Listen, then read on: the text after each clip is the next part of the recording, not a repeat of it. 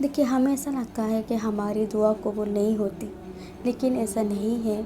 अल्लाह ताला हर किसी की दुआ कबूल करती है, लेकिन जो मिलती है वो अल्लाह ताला अपने हिसाब से देती है। हमारे लिए क्या बेहतर है ये हमसे अच्छा अल्लाह ताला को मालूम है कि हमारे लिए कौन सी चीज़ें अच्छी होगी और कौन सी चीज़ें हमारे लिए नुकसानदायक है।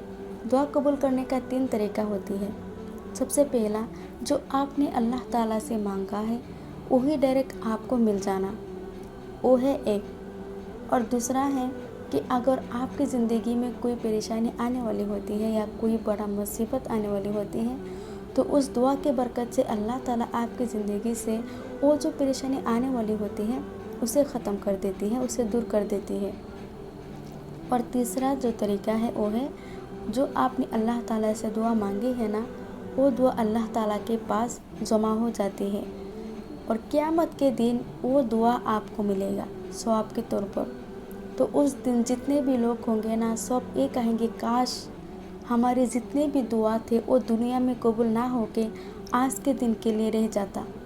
क्योंकि देखिए, अगर दुनिया में हम कितनी भी परेशानी में हो, कितनी भी मुसीबत में हो, लेकिन हम किसी न किसी तरीके से हम दुनिया की ज़िंदगी पार कर ही लेते हैं, लेकिन आखिरत में आपके पास कोई सहारा नहीं रहेगा।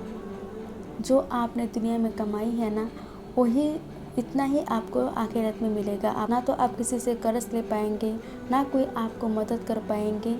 तो उस दिन आपको अगर किसी से काम आएगी तो वो है आपकी दुआ, जो दुनिया में अल्लाह ताला ने कबूल नहीं की लेकिन आखिरत के लिए रख दिया।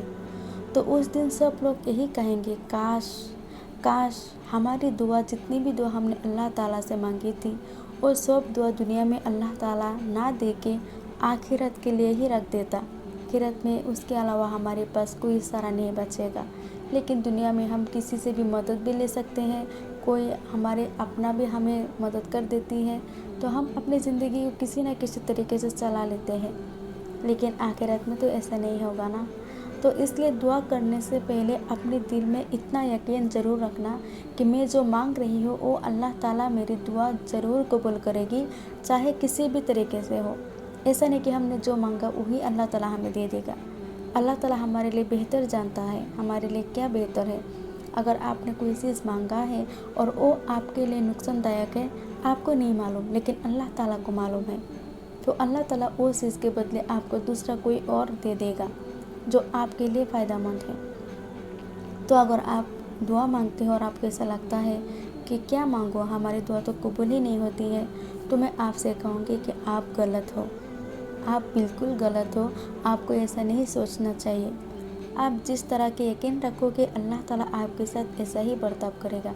अगर आपको ऐसा लगेगा ऐसा ही फॉर्मेलिटी के हिसाब से मांग रही हूँ, तो आपका दुआ ऐसा ही होगा। अगर आपने दिल से यकीन के साथ अल्लाह ताला से मांगोगे, तो अगर वो चीज़ आपके लिए फ़ायदेमंद होगा तो अल्लाह ताला आपको ज़रूर देगा। और ऐसा बहुत सारे लोग हैं जिनको मिला भी है। मैंने खुद अल्लाह ताला से बहुत सारी चीज़ें ली हैं दुआ के ज़रिए से। खुद मेरी बहुत सारी दुआ कबूल हुई है जो मुझे मिली है। दुआ कबूल करने के लिए सबसे पहला जो हथियार है वो है आपका यकीन। आपको पूरा यकीन होना ज़रूरी है कि मैं जो मांग रही हूँ वो अल्लाह ताला मुझे ज़रूर देगा, अगर वो चीज़ मेरे लिए फ़ायदेमंद हो।